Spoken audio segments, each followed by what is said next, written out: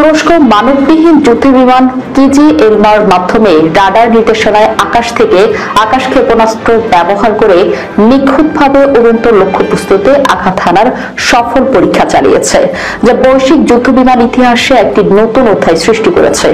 Simple firing রেঞ্জের উপকূলে পরিচালিত এই পরীক্ষায় আফগানিস্তানের মুরাদ এএসএ রাডারের মাধ্যমে শনাক্ত একটি জেট চালিত আকাশীয় লক্ষ্যবস্তুতে কিজি এলমার বিয়ন্ড ভিজুয়াল রেঞ্জ শ্রেণীর আকাশ থেকে আকাশ গোগডোগান ক্ষেপণাস্ত্র নিক্ষেপ করে সম্পূর্ণভাবে ধ্বংস করে দেয়। এটিকে মানববিহীন যুদ্ধ সক্ষমতায় একটি যুগান্তকারী সাফল্য হিসেবে দেখা হচ্ছে। বাইকারের দেশীয় প্রযুক্তিতে উন্নত কিজিএলএম 5টি F-15 যুদ্ধবিমানের সঙ্গে সমন্বিতভাবে উড্ডয়ন করে। উচ্চগতির জেট চালিত লক্ষ্যবস্তুটি কিজিএলএমে স্থাপিত মুরাদ এএসএ রাডারের মাধ্যমে শনাক্ত ও অনুসরণ করা হয়। এরপর বিমানের ডানার নিচে সংযুক্ত গোগডোগান ক্ষেপণাস্ত্র ছোড়া হয়। নিক্ষিপ্ত ক্ষেপণাস্ত্রটি সরাসরি লক্ষ্যবস্তু ড্রোনে আঘাত হানে বলে সিএনএন জানিয়েছে।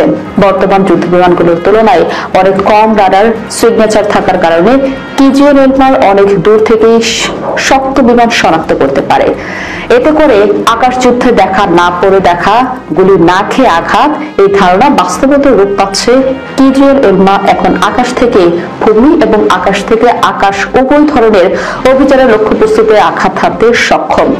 ড্রোন রপ্তানিতে বিশ্বনেতা হিসেবে পরিচিত বাইকার 2023 ও 2024 উভয় বছরেই $1.8 বিলিয়ন রপ্তানি আয় করেছে, যার মধ্যে কোম্পানিটির মোট আয়ের 90% এসেছে রপ্তানি থেকে।